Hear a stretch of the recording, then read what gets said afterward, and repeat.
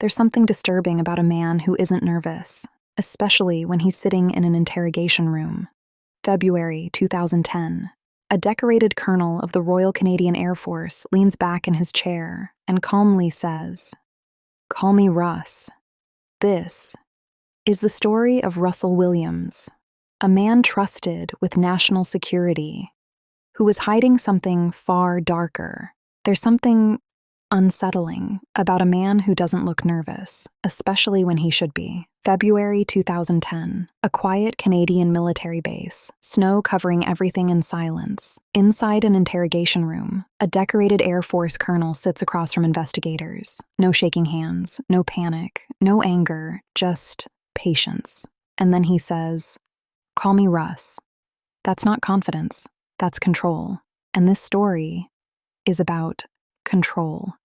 At first glance, Colonel Russell Williams was everything a nation respects. He commanded one of Canada's largest air bases. He flew VIP aircraft. He transported dignitaries, even members of the royal family. A trusted man, a disciplined man, a leader. But predators don't always look like predators. Sometimes they look like role models. Before his arrest, something strange was happening in small Ontario communities. Houses weren't being robbed, they were being entered. No forced doors, no broken windows, just subtle disturbance. A drawer opened, a closet slightly moved, underwear missing.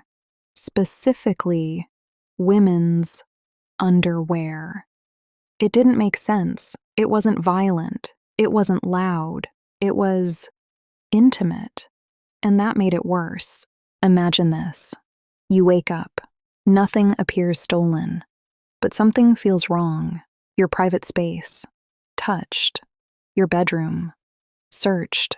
Someone was there. Standing beside your bed. Watching. That kind of crime doesn't just take objects. It steals peace. Police at first thought it was a local fetish burglar. Embarrassing, small, disturbing, but manageable. They were wrong. Then everything changed. November 2009, a young woman named Jessica Lloyd disappears. Her car is found abandoned, no signs of struggle, just absence. The fear in that community shifted overnight. This wasn't theft anymore. This wasn't trespassing.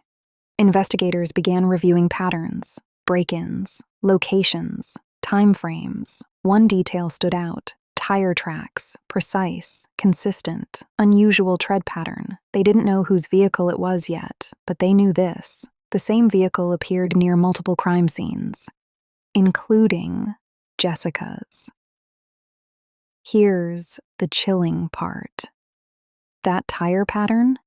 It matched a Nissan Pathfinder, owned by Colonel Russell Williams, a high-ranking military officer with security clearance, with authority, with public admiration. Now think about that. A man trained in discipline, in secrecy, in structure. If someone like that wanted to hide something, he wouldn't panic. He would plan. When police finally brought him in for questioning, he didn't lawyer up immediately. He didn't lash out. He sat down, calmly, almost curious, and introduced himself casually. "Call me Russ," as if this was routine, as if he belonged there. What investigators didn't yet reveal was that they had more than tire tracks. They had surveillance, they had timeline overlaps, they had mounting evidence, but they needed one thing, a crack, just one. Interrogations aren't about shouting, they're about silence and pressure and patience. And the detective across from him understood that. He didn't accuse, he didn't threaten, he talked, softly, methodically, like he already knew the truth. Because here's what predators with control issues fear most: losing control, and slowly, minute by minute, the balance in that room began to shift. Russ stopped leading the conversation. He started reacting, small corrections, tiny defensive phrases, almost invisible, unless you're trained to see them. This wasn't just about stolen clothing. It wasn't just about a missing woman. It was about something darker, something hidden behind medals, behind rank, behind reputation. By the end of that interrogation, the calm colonel would no longer be in control, but that moment, that precise psychological fracture, that's where episode 2 begins. Because next, we examine what police found inside his home and why it shocked even seasoned investigators. Sometimes the scariest monsters wear uniforms.